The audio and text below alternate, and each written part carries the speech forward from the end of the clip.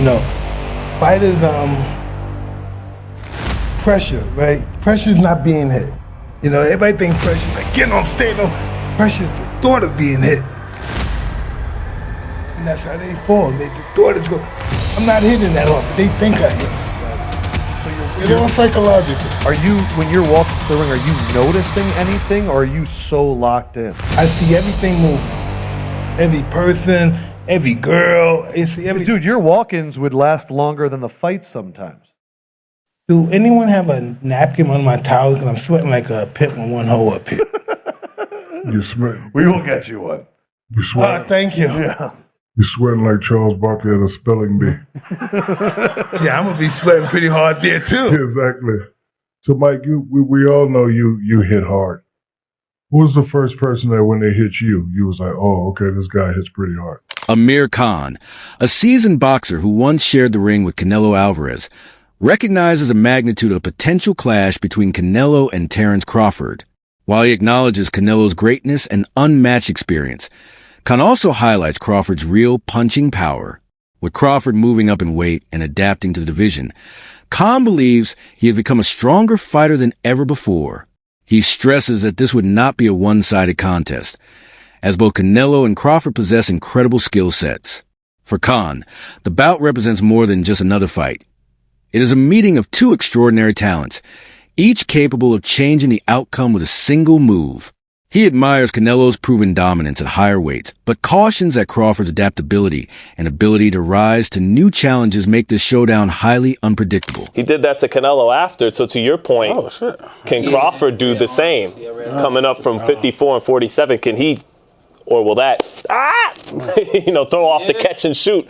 I was going to catch and shoot. We're not catching and shoot. Make me think. We're not catching and shoot. We're catching it, resetting, and getting out of this range for a minute or two. My fight with Arrow, I came back to the corner. I had a look on my face, I guess. And my dad said, "What's wrong?" I said, "Nothing." Like, classic Sean, nothing. He said, "Sean, tell me what's wrong." I said, my legs are kind of tight. He said, "Your legs kind of tight." He looked back, looked behind him. He would always do this and look back at the other corner. I don't know why. He looked back at them. It was a habit, probably. He said, "All right, we're not gonna use our legs so much this round." And I was thinking to myself, like, I need these legs. I'm not trying to wear these shots. Yeah. So to your point, when there's a feeling, when the nervous system goes out, where does that adjustment take place? Do you trust the adjustment? Do you implement it? So that next round I did settle down a little more. I was lost around. Whatever. Hell up. I don't even know what round it is. Chill out. I don't even know what round it is. Pour this water on you. So we got some time until this fight. So we ain't gotta pour it all out at one time. We'll work our way up to this one. Try to get on big guests to lead up to the fight. Expect some more very, very big guests, and expect some very, very big things from the Puerto Rico podcast the week of Crawford versus Analysts point to concerns about Crawford's age and lack of experience at higher weight classes. At 38, he risks the natural decline in speed, reflexes, and recovery that comes with age. While his move to 154 pounds against Israel Madrimov showed promise, many doubt it fully prepares him for a fighter as seasoned at higher divisions as Canelo Alvarez. Though Crawford's skills remain sharp, experts see this as the biggest test of his career, physically, mentally, and technically. It's successful September 13th, Las Vegas, Nevada, Allegiant Stadium, when he takes on another first ballot Hall of Famer, 4-division world champion, 2-time undisputed world champion, and reigning undisputed super middleweight world champion, Mexican superstar boxer Saul Canelo Alvarez, who is 63 wins, 2 losses, 2 draws, 39 wins by way of knockout. Terence Crawford had one fight at 154. That was against Israel Madrimov, the WBA junior middleweight world champion, right? And since then, Terence Crawford has moved up now to 168 to challenge Canelo Alvarez, okay? And so prior to that, he spent 5 years at what? Welterweight. So the concern that people have for Terence Crawford, rightfully so, is that Terence Crawford will be 38 years of age 2 weeks after the fight. So he's 37, okay? Terence Crawford has one fight at 154. Prior to that, Terence Crawford has been competing okay, since 2018, for the last 7 years at 147. Since June of 2018, he's been fighting at 147. His only fight outside of that division in the last 5 to 6 years was his fight against Israel Majamov at 154, which he won, unanimous decision. I thought he handily won, but people thought that he struggled.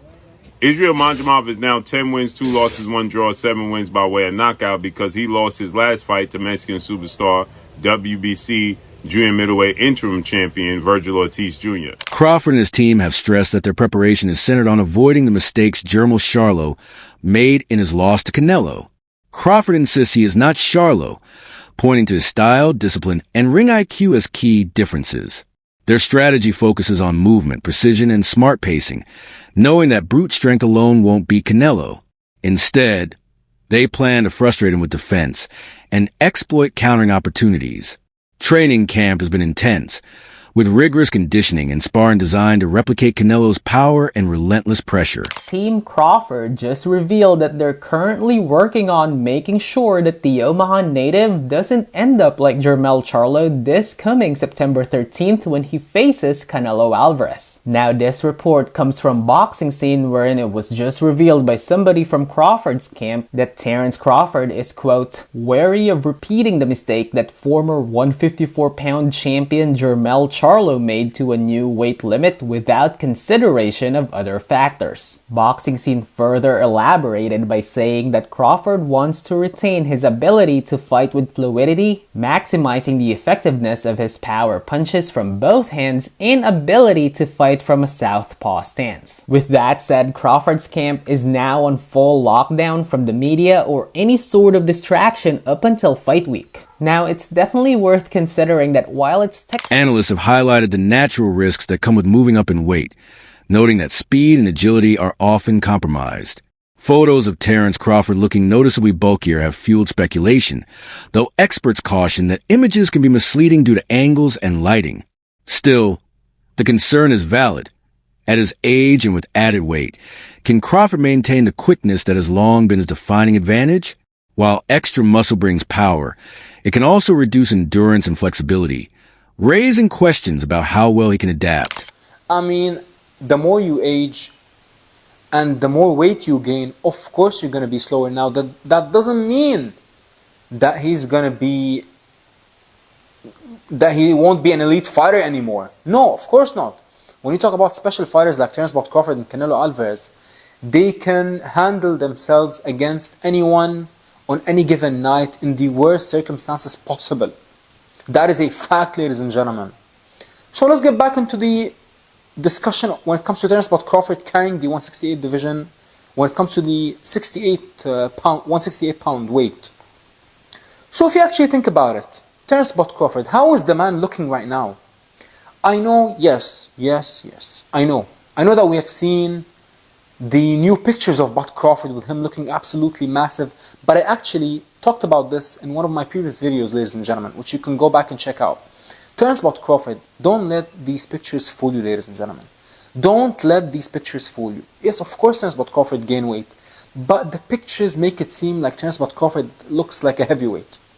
Let me tell you this, ladies and gentlemen, the lighting and the pump and the angle, everything plays a part in how you look in pictures. You know what I mean? Like, this is a fact, ladies and gentlemen.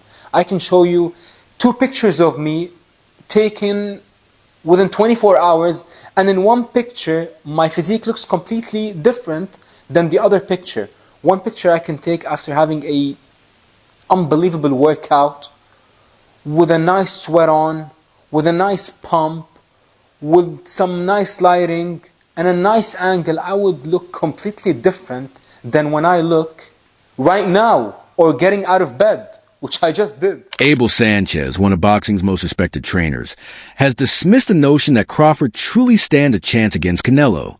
He went as far as to call the matchup more of a sparring session than a real contest, arguing that Crawford is simply too small to compete with Alvarez.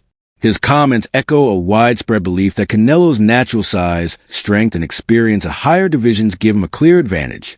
While Sanchez acknowledges Crawford's greatness, He insists that skill alone cannot overcome the physical realities of boxing. Quote, it will be a sparring session for Saul Canelo Alvarez. Coach Abel Sanchez dismissed Crawford's chance against Canelo. And it's really because of the weight gain. Renowned Mexican trainer Abel Sanchez has reignited the hype surrounding Canelo Crawford, scheduled September 13th, Las Vegas. Speaking to the ring, Gennady Golovkin, trainer, says, quote, Crawford is a great fighter, but that's why weight divisions exist. Canelo has proven that when he moves up, he faces and beats the best in each category. Neither Bivol could hurt him, nor could my fighter in 2 fights. And he's talking about Golovkin. And even though Canelo and Golovkin fought 3 times, Abel did not train him for the 3rd fight. It was Jonathan Banks. So that's why he said in the 2 fights that he's familiar with, he's saying that Golovkin never really hurt Canelo. The weight jump, the big disadvantage. Crawford, undefeated record. He's 41-0, 31 knockouts. Agreed to move up to 168, blah, blah, blah. And he says, quote, if Crawford had taken 3 or 4 years to gain strength and mass properly, he would have a better chance. But doing it in just over a year is too risky. He'll be slower and Canelo will dictate the pace. Now, this is a recent picture of Crawford, who definitely looks in shape. And, you know, that's what we come to expect from a guy like Crawford. Chris Algieri offers a contrasting view, criticizing the excessive hype around the matchup. While many fans and promoters label it one of the biggest fights in boxing history, Algieri disagrees. He admits it is an exciting bout, but insists it falls short of the greatest ever, especially when compared to historic clashes between evenly matched fighters in their primes. He cautions that the public may be overestimating the drama, as Crawford is stepping into unfamiliar territory against a proven champion in higher divisions. I love it because I have a lot of casuals who go to me and like, man, I can't wait for this fight. This is the best matchup that can be made. And I'm like, no, it's not. It's certainly not. Definitely not. Definitely not the best fight that can be made right now. I can think of a dozen fights that I would rather see. And a lot of them include Inoue against a bunch of different guys that I would rather see over this fight. But casual fans don't care that much about 122-pound guys who fight across the world in Japan. They care about big names and characters. But at the end of the day, when you look at this on paper, Crawford's 38, Canelo's 35. Neither looked very impressive in their last fight. They're still 3 weight classes apart. That has not changed, you know. And Crawford hasn't fought in a year plus. And yeah, I mean, there's a lot of poo-pooing of this on paper. So I'm glad somebody says it. So thank you. This guy, he didn't say his name. Yeah, I like this guy. He came out there and just said his piece and left. That's the type of guy that definitely calls in the WFAN here in New York. It's like, we need Boone fired. The Yankees suck. I don't look forward to anything. But, what's up with that bullpen? Yeah, all right, I'm out of here. I'm out. I'll hang up and listen. But yes, like you said, there are a bunch of fights you'd rather see. There are a bunch of fights I'd rather see both these guys in rather than the one we're getting. Like I'd rather see. That's a great way to put it too. Yeah. Boots versus Crawford. I want to see Canelo versus Benavidez, Canelo versus Bivol, Canelo versus anyone at 168 of these top 5 there. What about Virgil and Crawford? I like that fight. That got mentioned at one point. Absolutely. I mean, but this is how boxing works. We'll all be excited on September 13th because it is a big event. We've talked about this numerous times on the show. We need big events, at least 1 or 2 of them a year to stay relevant as a sport. It's on Netflix. We're all going to be excited that week heading into it. Maybe even that guy. Hey, Dan and Chris. Love the show. This is Nero calling from Hollywood. I was wondering, with so many people taking Bud Crawford to win, I think at one point it felt like a hot take, and now it's becoming sort of a standard take. I hope this isn't too much of an abstract question, but can you think of another time where someone chose what seemed to be a hot take and then become the regular take? And what was the result of that fight? Personally, I think it's a bridge too far for Bud Crawford, and I think people are underestimating Canelo, but who knows? The boxing analyst Showbiz the Adult points out the clear disparity in the quality of opposition both fighters have faced. He argues that none of Crawford's opponents could realistically compete with the caliber of fighters Canelo has fought. This underscores the difference in their resumes. Canelo has consistently taken on and often beaten champions across multiple divisions, while Crawford, despite his undefeated record, has not faced the same level of established threats. Critics have accused Canelo of occasionally avoiding the toughest challenges by picking more favorable opponents, but supporters counter that every fighter he has faced has been a respected, accomplished boxer, many of them champions. When comparing records, the logic leans toward Canelo having endured the tougher career path, as his opponents have consistently been elite-level fighters across various weight classes, whereas Crawford's resume, though flawless, lacks names of comparable stature. Name the fighters Crawford fought who would beat Triple G.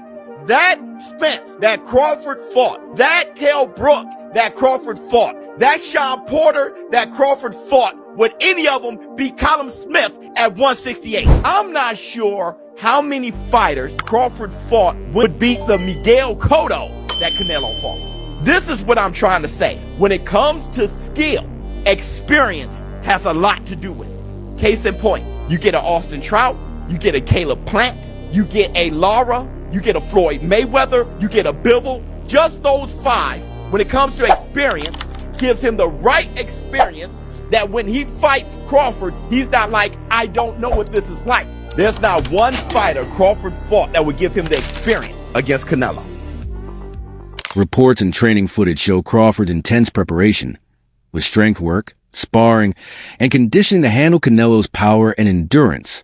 His camp emphasizes both physical readiness and mental toughness. The real challenge lies in dealing with Canelo's relentless, patient style. While Crawford's defense and movement are superb, Canelo's size, strength, and strategic patience present a far tougher test than Errol Spence ever did. And that usually breaks him down. So with some fighters, I see is that they think that Canelo is easy work because of the fact that he's flat-footed and he just kind of like, he does basic, I would say. He has basic skills, but he's really good at those basic fundamental skills. He does everything almost like perfect.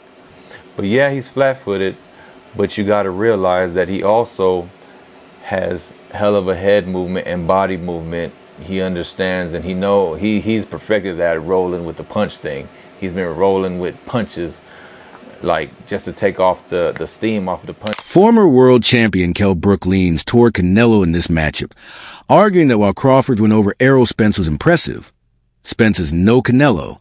He highlights Canelo's rare blend of power, experience, and tactical control, qualities Crawford has never faced before. Thriving in higher weight classes, Canelo has repeatedly proven himself against bigger, stronger opponents. Brook believes that although Crawford's technical skills are elite, they don't fully prepare him for Canelo's ring intelligence. He frames this fight as perhaps the toughest of Crawford's career, giving Canelo's size, strength, and strategic advantages. You've got to sway towards Canelo. Crawford's going to have to, move up. And, I knew when I boxed Golovkin, there's a big difference, especially with someone that, fighting a middleweight, a mediocre world champion's okay. But when you're fighting someone like, Canelo or Golovkin, it's a different kettle of fish, I have to lean towards Canelo, but,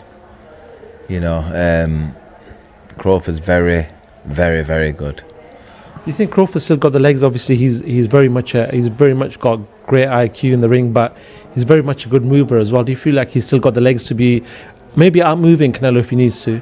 Well, I don't know. I think when we look back at Mayweather when he beat Canelo, he's a mover. Crawford's not really like Mayweather in that aspect. It's like he's more, he kind of sets his feet. And he's cute with how he approaches taking shots and moving. You know what I mean? I think it's a different fight to Mayweather, and Canelo's obviously a different fighter from when he boxed me.